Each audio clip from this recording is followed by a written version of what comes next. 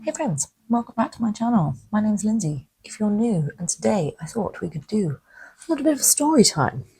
So recently I was watching Jen at Silver and Solo's video on the 4 unexpected benefits of living alone. And it got me thinking about the fact that the flat that I'm in now is technically the first time I have ever lived completely alone.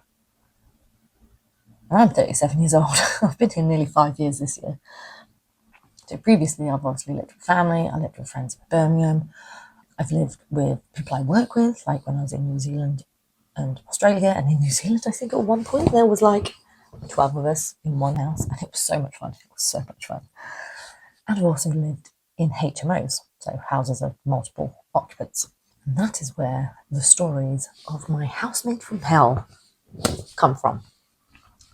So picture the scene. You're me, you're like 22, 23. Originally, I was living in a HMO and I had a big double bedroom ensuite. It was great. Basically, didn't have to deal with any of the other housemates, barely saw them. It was great. And then I lost my job and I couldn't afford to live there anymore. So my landlord had another house that had a spare room in it. And it was just a small single room with a shared bathroom, and it just shared that bathroom with one other person. Great, fantastic. I can afford it. Moved in. Now, the person who I shared that bathroom with was the housemate from hell. I should have known the first time I met him that it was going to be terrible living with him. So we will call him John. He was like a 65-year-old, 70-year-old, very large, disgusting man who was a fully fledged alcoholic. And I should have known the first time I met him that it wasn't going to be fun sharing a bathroom with him when he would just talk to my breasts. He wouldn't talk to my face, he would just talk to my breasts. And as a 23-year-old girl, having a 65-year-old man staring at your breasts instead of talking to your face was not fun. So, a few things that John did. First of all, he told me this story about how one of our other housemates had said to him, "Oh, by the way, I've just been using your olive oil that you've been keeping in the fridge for my cooking. Hope that's okay." And he burst out laughing when he told me this, because that olive oil that he kept in the fridge, he had been using to clean his ears and had been refilling the bottle with this earwaxy olive oil and just reusing it. And he didn't tell the guy who had been eating this that that's what it was. That's fucking crazy. Like, can you imagine? You've just been using this olive oil and then find out he's been using to clean his ears with it and you've been eating it. It's fucking disgusting. Oh, ooh, gives me shivers just thinking about something. Earwax, it's fucking, yeah, gives me shivers just thinking about it. So our bedrooms shared a wall, and it wasn't the thickest, most insulated of walls. So his alarm would go off very loudly pretty much every day. It was the Top Gear theme tune as well. And because he was normally passed out drunk, he wouldn't turn it off. And it would just go and go and go. And I've never watched Top Gear since because it drove me fucking crazy. He would also leave his TV on ridiculously loud and pass out drunk. And I could hear it and it would keep me awake. But I did have a trick for that, because my room actually had the fuse box in it. So when he did that, I would just flip the switch for his room and it would go off. Thankfully. Now, one of the worst things he would continually do would be to piss all over the bathroom, all over the toilet. A lot of the time, he wouldn't even lift the lid of the toilet. Now, I understand men when they pee, they might not lift up the seat and might get it on. That's acceptable. He wouldn't lift the lid of the toilet. So you can imagine, I'm in my house, I'm chilling, go to the bathroom, ain't got no shoes on, just got socks on, walk into the bathroom and I step in this massive fucking puddle and then see it's everywhere.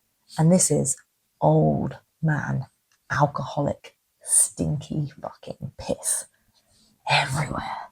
And it happened so many times that I ended up wearing shoes to go to the to go to the bathroom, which is just ridiculous to have to do in your own house because you're scared that you're going to stand in some old man's piss. I would, however, clean it up with the towel that he left in the bathroom. I would not touch it with anything else. I would clean it with his own towel. So, yeah. Oh, and there was this one time, so it was New Year's Eve, I think, and me and my friend Lars had been like out with our friends in town, and I said that he could stay at mine because his parents live in a village outside of town. I was like, oh no, come on, I live in town, sleep on the floor, absolutely fine. So I'd gone to the bathroom to, go to the toilet, get changed, that sort of thing, clean my teeth, and I hear this yell from my friend Lars. It was so loud. And it turns out that this guy had walked into my room completely naked. So this is, again, a 65-year-old fat man walking into a 23-year-old girl's bedroom completely naked, pissed off his head. I imagine he had been tempted to go to the bathroom because that door was locked. He got, turned around because it was, my door, his door, and then the bathroom door. But, my poor friend Loz. My friend Loz had been sat on my floor, facing the door. So this guy opens the door, and Loz gets a fucking eyeful. Oh, I felt terrible. But yeah, he was horrible.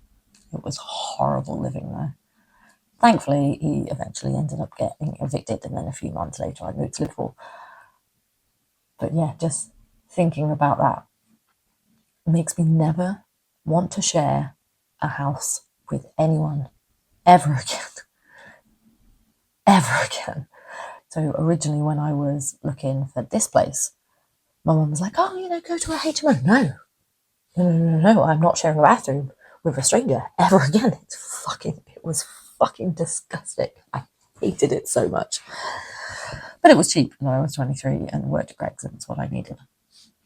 So please let me know in the comments down below your housemate from hell stories. I'm pretty sure there's a lot of you out there that have hell of a worse stories than I do.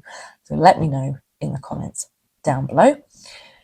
And if you've liked this little story time and would like more of this sort of thing, again, please let me know in the comments down below. And I can tell you some more stories from my past, should you want me to. I'll leave a video on the screen right here of me telling you the story of when my best friend abandoned me completely alone on the other side of the world. So please go watch that. And thank you very much for watching, guys. Please subscribe, and I'll catch you guys next time.